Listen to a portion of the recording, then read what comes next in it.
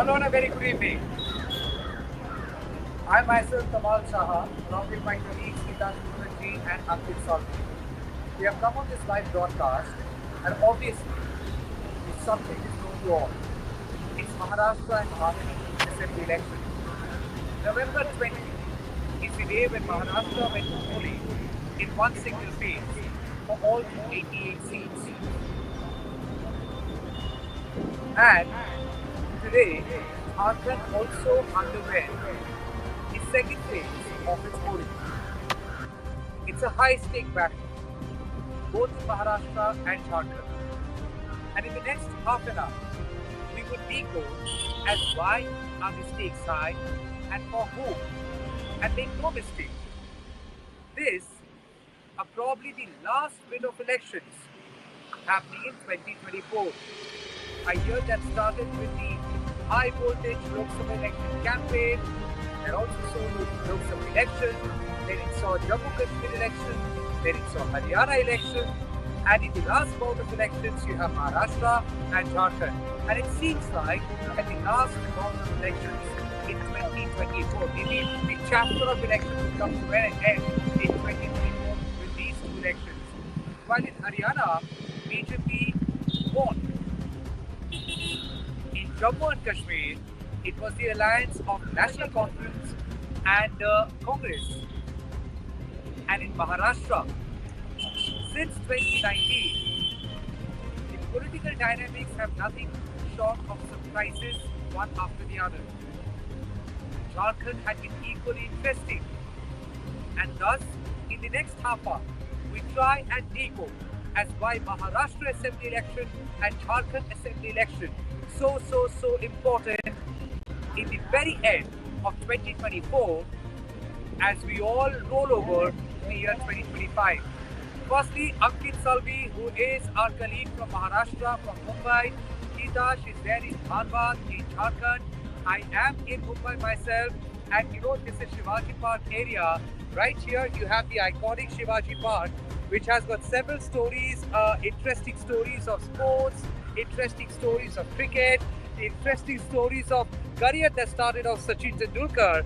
But that apart, when it talk about politics, yes, on this very day, किसने कितनी बेहतरीन छक्का मारा है उसी के ऊपर सभी का नजर है, and the results will be coming out on 23rd of November.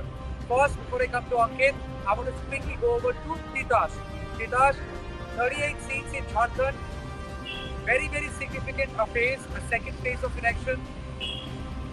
Let us know what you have seen since morning in Dhanbad and why is this second phase of Jharkhand election so very important. So in Dhanbad over here, particularly in Jharkhand, it's the morning, and the clash here is directly between BJP and Congress. BJP has held the power for the last two terms, which is from 2014 to 2019 and from 2019 to 2024. The Congress, Ajay Kumar Dubey, he is attempting to wrest power from the BJP. Now, contest over here is between BJP and Congress. After having spoken to so many people have said that Jharkhand election is essentially complete without the Soren family. Now, why Soren family is so important? Because the Hemant Soren, he, along with his wife Kalpana Soren, had frayed today. One from the government and the other from the Bahraich seat. Now, both of these seats are high-stake seats at this point because Jharkhand this year has been changes since the beginning. Chief Minister Hemant Soren, first he stepped down as Chief Minister, then he was arrested for charges of alleged money laundering by the.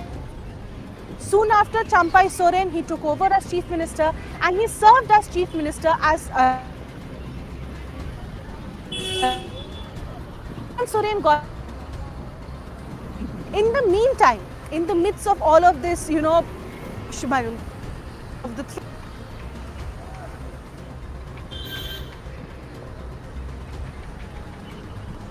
Lok Sabha poll. But right now, as Jharkhand is going through the assembly elections, both, all the seats, especially all the seats are at fray from Champai Soren. Now Champai Soren, after he was removed or he resigned from the post of chief minister, Champai Soren joined BJP.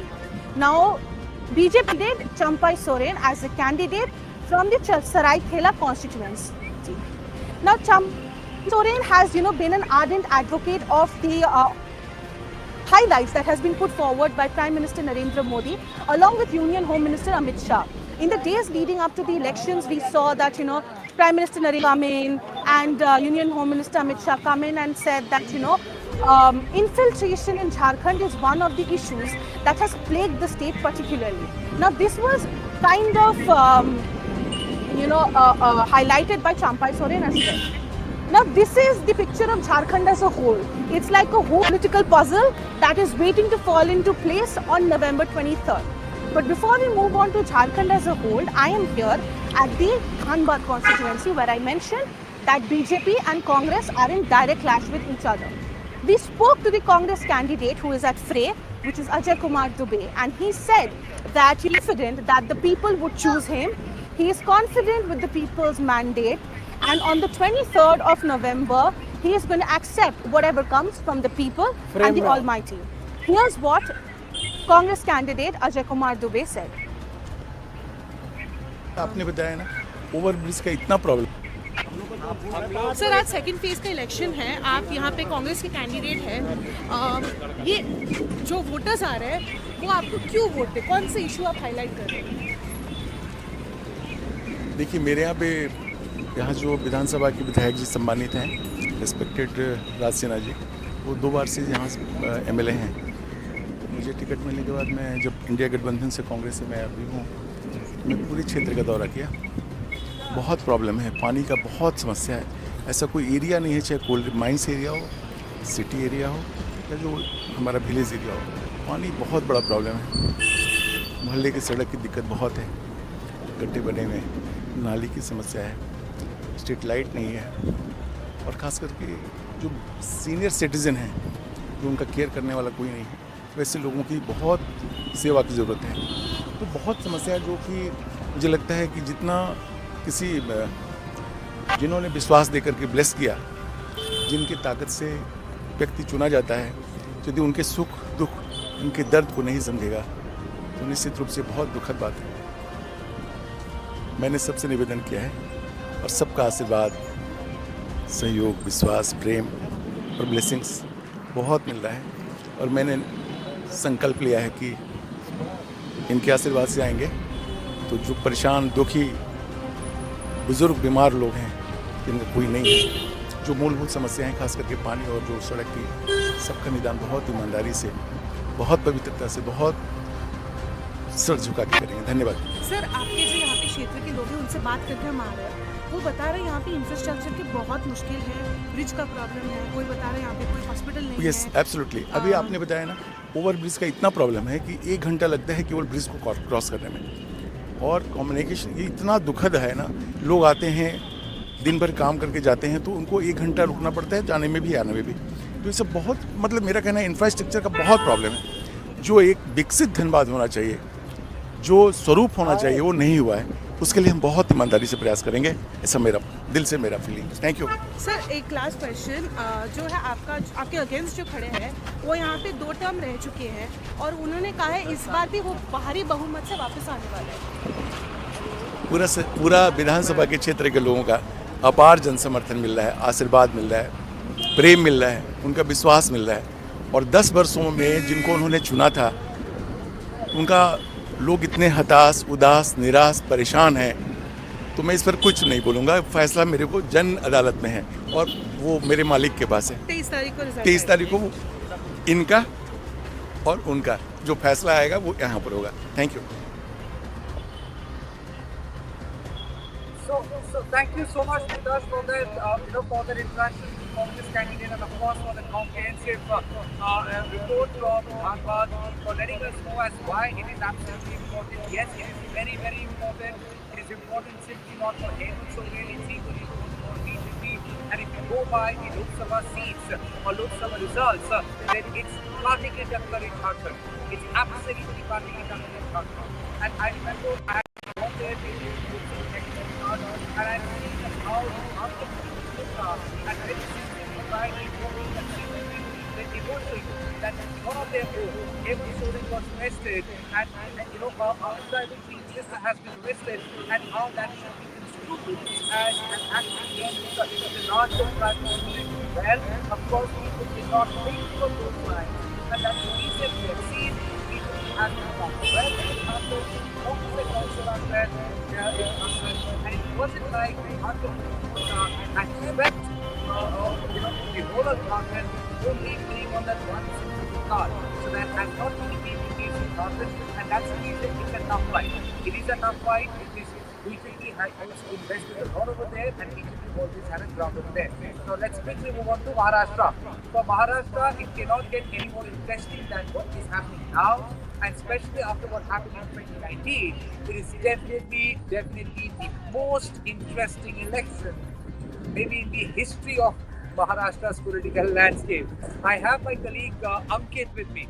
Ankit, it's very interesting that this is probably the first time Ankit जब शिवसेना भी शिवसेना के विरोध लड़ रहा है, NCP भी NCP के विरोध लड़ रहा है और बीजेपी तो है ही मैदान में, कांग्रेस भी है मैदान में, बट आप और मैं जब जमीन के लोगों से बात की, we spoke to the people on the ground, the largest sentiment that we got that अरे बाबा ये इस बार तो पूरा खिचड़ी है, किसको वोट करेंगे, कैसे वोट करेंगे?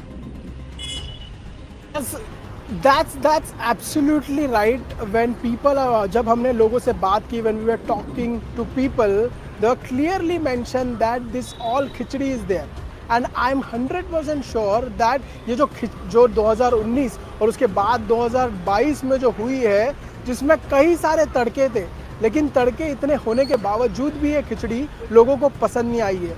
And the reason behind is that right now it's 4 p.m. and only 2 hours remaining to do vote, but as per the data till 3 p.m. only 45% voting percentage is there in the state of Maharashtra, and 32% if you see over here in the state in Mumbai city. So it's completely where the khichdi where people were talking about. So yes, definitely they really don't like this khichdi war in 2019 where the BJP and Shiv Sena, they broke the alliance. Where after that MVA came in. Nobody even ever thought about the MVA Mahavikas Aghadi, where Uddhav Thackeray with Congress and then Sharad Pawar, a National Congress Party. Later on, after that, COVID, where Shinde completely rebelled with the 40 MLAs. Over there also they formed the government with BJP. But before that, there is a very important thing that happened, that Ajit Pawar and apart from that, and Devendra Fadnavis, they went to the governor and they formed the government. So it's a completely khichdi. And right now, if you see, right now we are in the city of Mumbai. In Mumbai, there are total 36 seats, and in the 36 seats, where 10 seats were Sena versus Sena, those are fighting with each other. And if we talk about Maharashtra point of view, this is very important 2024 elections for Ajit Pawar, because Ajit Pawar on the Lok Sabha election, the NCP only won 1 seat, and this time while addressing media, Ajit Pawar clearly mentioned that in the Loks, if you have given chance, if you have given vote to Sharad Pawar, so this time in Vidhan Sabha, give that vote to me. In Baramati, Ajit Pawar is fighting in Baramati, where they're Pawar versus Pawar. We also knew what happened, Pawar versus Pawar, where Supriya Sule and Ajit Pawar wife they were contesting in the Lok Sabha election from the Baramati constituency. Visit Pawar versus Pawar, what exactly is going to happen? Apart from that, in the city of Mumbai, there are very important seats. The completely eye on the Worli seat, where UBD leader Aditya Thackeray versus Shiv Sena leader Milind Deora. There also it's a big fight. Apart from that, the Mahim Dadar constituency, where Sena versus Maharashtra Navnirman Sena. Because the first time the debut which is going to happen by Raj Thackeray's son Amit Thackeray, over there Sada Sarvankar, who is fighting Raj Thackeray's son, and also Mahesh Pawar, who is from Shiv Sena party. So here, as we all know, Raj Thackeray, who was the person who was a MNS party, he has given an unconditional support to Mahayuti. But apart from that, still in this Raj Thackeray fighted independently with with the MNS party. But here, with many of efforts, where Amit Thackeray, who was first time, who is the debut, who was doing in the Mahim Dadar constituency, and the same time Shiv Sena, who has got the who was who the in the Mahim constituency, where Shiv Sena fighting against Raj Thackeray and Shiv Sena. So yeah, in the Maharashtra, this is a completely a deciding to 2024 elections are going to happen, because here, who is the real Shiv Sena? Who is the NCP? Ankit, on that, and it's very interesting, Ankit. So there are 288 seats in Maharashtra, right? In order to form government, you have to have 145 seats in your kitty. Now, here's the catch. BJP is contesting in 152 seats. Congress is contesting in 101 seats. Shiv Sena of Eknath Shinde is contesting in 80 seats. Ajit Pawar's NTT is contesting in 52 seats. And there are others who are contesting in 4 seats. Similarly, Shiv Sena Uddhav Thackeray is contesting in 96 seats. NCP Sharad Pawar is contesting in 87 seats. And there are others who are contesting in 4 seats. Essentially, there is not a single party which is contesting in 200 seats and more on their own. So out of 288, there is not a single party that is contesting in 200 seats alone, which means one single party, even at best, with 80% strike rate, still cannot on its own be the halfway mark, that is 145. The only party which is contesting more than 145 seats is BJP. They are contesting in 152 seats. BJP is contesting in 152 seats. So they need to have a strike rate of more than 90%. More than 90% in order to be as close as 145 or 140 or 145 and above. And it seems like very, very unlikely. So it's going to be an alliance government. And if it's all certain that it will be an alliance government, then the point is whether the interesting about Maharashtra election is more on the election day and the days preceding the election, or it all starts after the results and days after the results come out. Ankit, there are 35 seats where NCP is in direct fight against NCP, right? Yes, that's absolutely right. Because if you see, when we talk about NCP, there are 35 seats which they are fighting against each other. In the 35 seats, where if you see Dhananjay Munde, who was with the Sharad Pawar, then he's with Ajit Pawar. Later on, if you here see the Pawar versus Pawar, which is a very, very important factor which plays over here. Western Maharashtra, if we talk about Western Maharashtra, is a very, very important, very big followers for National Congress Party for the Sharad Pawar. And also when there was a separation, because in 2019 where NCP undivided NCP, but right now votes are completely divided for National Congress Party. Here, if we have also seen that just before the election, there are many leaders who are joining NCP Sharad Pawar faction. Apart from that, there are many party workers those are joining Ajit Pawar as well. So NCP, so National Party, where Sharad Pawar, who was a supremo for that party, but later on, what happened after one year, where Ajit Pawar went with Mahayuti, where he is a deputy chief minister. He is also a finance minister over here. But a very crucial part over here, Ajit Pawar was very emotional, and he accepted while campaigning that I did a very big mistake to fighting Pawar versus Pawar, to contesting Supriya Sule against my wife. And he also said that the same mistake which right now Sharad Pawar did, he was little bit while speaking to the people, where he was saying that what was the reason that the Pawar family, that Sharad Pawar, of putting up candidates against me from the family, was bit emotional. But yes, this is the very deciding factor for Ajit Pawar as well, because the results of Lok Sabha was not at all in the favor of Ajit Pawar.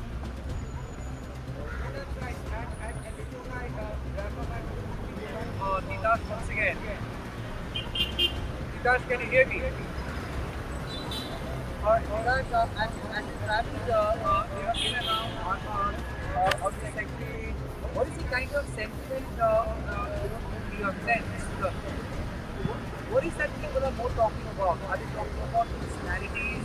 Are they talking about political parties, their allegiance to parties? Or is there a sense of asking for more and more development? Because this time, in the second phase of Bharat election, the elections are mostly happening in the Santhal area.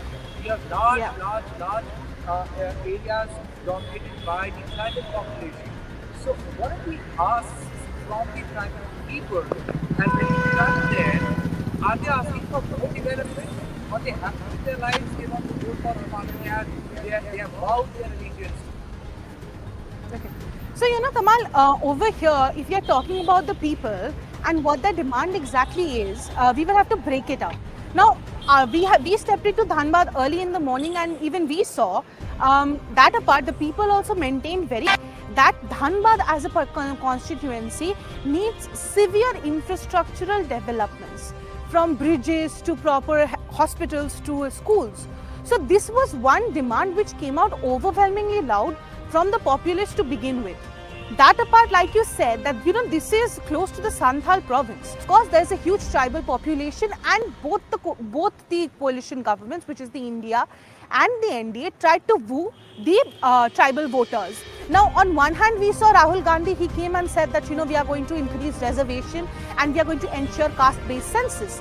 But then at the same time, we saw Prime Minister Narendra Modi and Union Home Minister, especially Amit Shah, when he came here, when BJP's manifesto was being launched, he said that Congress is spreading lies, and while UCC would be implemented in Jharkhand, the tribals would be exempted from it.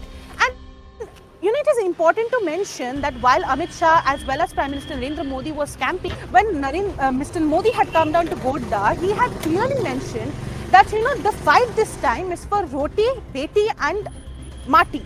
So, and he also stated that the problem of Ghuspetia, which is infiltrators, has plagued Jharkhand as a whole. Now, this sentiment was first stated by Union Home Minister, who said that infiltrators are coming into the state, they are getting married to tribal women and taking their land. So he stated that BJP, if voted to power, would bring into place laws which would not only stop infiltration but would also deport illegal infiltrators. Now, this as a sentiment was also by Prime Minister Narendra Modi. He said that it is important that we kind of get these infiltrators out, and he said that it is Jharkhand and the Congress and the JMM coalition that is kind of trying to peddle lies in sense, stating that by putting out a census in place, what could essentially lead to is factionalism, and that would kind of divide people. And he said unity is what the people of Jharkhand need. Ek hai to safe hai. Now, from ek hai to safe hai, we are coming to the people of Dhanbad.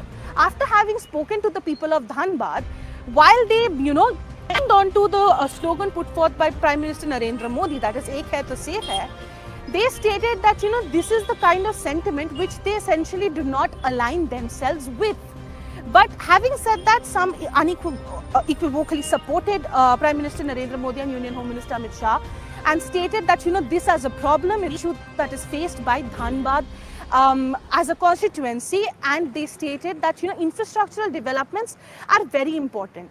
But one faction of the people who are essentially who casted their votes today, they stated that we have seen on social media that in Chhattisgarh, where tribal lands were taken,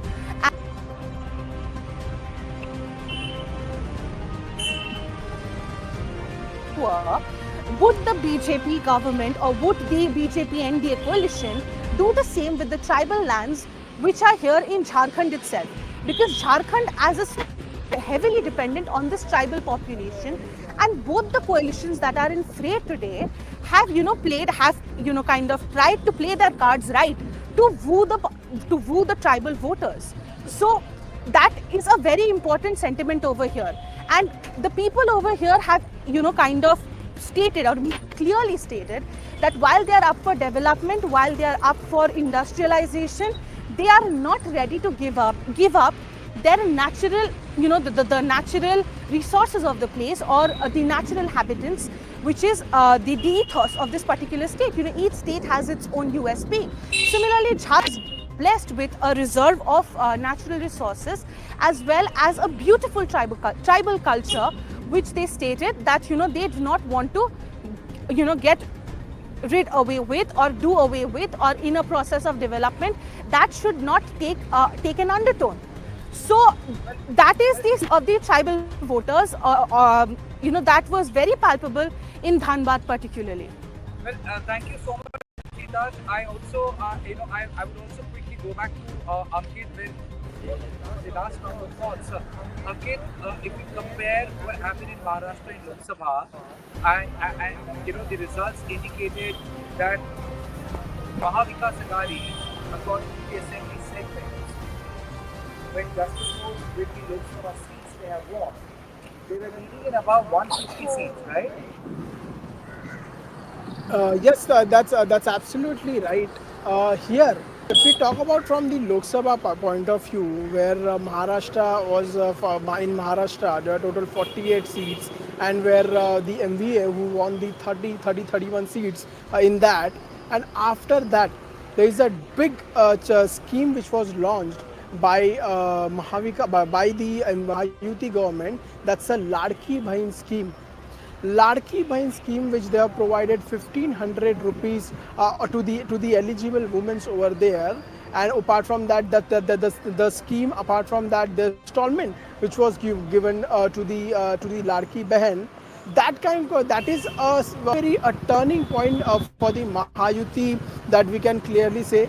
On the same point where the Mahavikas Aghadi was opposing the Ladki Bahin, in their manifesto, the first in the first scene, they have clearly mentioned that the 3,000 rupees which they are giving to the eligible woman over here.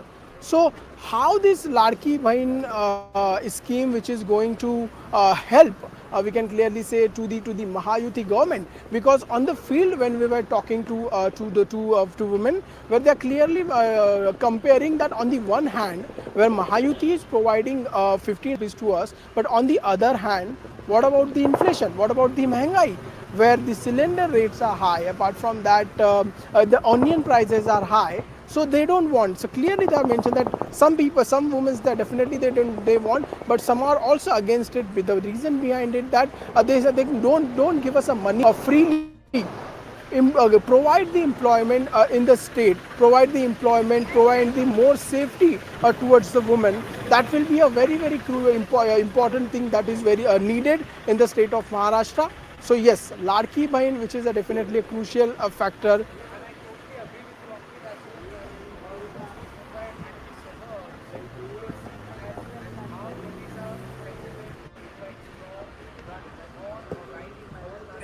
And there is also a sentiment parallel to that sentiment, which is not really in favor of Ladki Bahin, because some are saying, we don't need 1,500 rupees, reduce the price of gas cylinder, reduce the price of onion, kanda, reduce the price of tomato, reduce the price of other, absolutely necessary goods and items. So that's the larger sentiment. There is also a sentiment in men who are saying, आप बहन को दे रहे हो, भाई ने क्या सोच लिया, भाई को भी दीजिए, भाई को भी मिलना चाहिए, आप बहन को दे रहे हो 1500 रुपये, और अगर बहन हाउस वाइफ है, तो उस बहन का जो पति है उसको जाना पड़ रहा है मार्केट में, और 1500 बहन को मिला, लेकिन पति को एक्स्ट्रा खर्चा करना पड़ रहा है मार्केट में. So that's the kind of statements we have heard from the ground. There is also a statement which is especially from the business community. They are upset that if you are giving 1,500 rupees, or if someone else is promising 3,000 rupees, will it actually destroy the working class, which is the need of working class. They are equally part of our economy, and they contribute a lot. Without they, we cannot even survive. So, so our business class, they are saying that we need a labor class, and if there are people belonging to that community withdraw themselves from working anymore because they are getting 1,500 rupees for doing nothing, then that can affect the working economy. So there are multiple sentiments relying on one particular scheme that is not.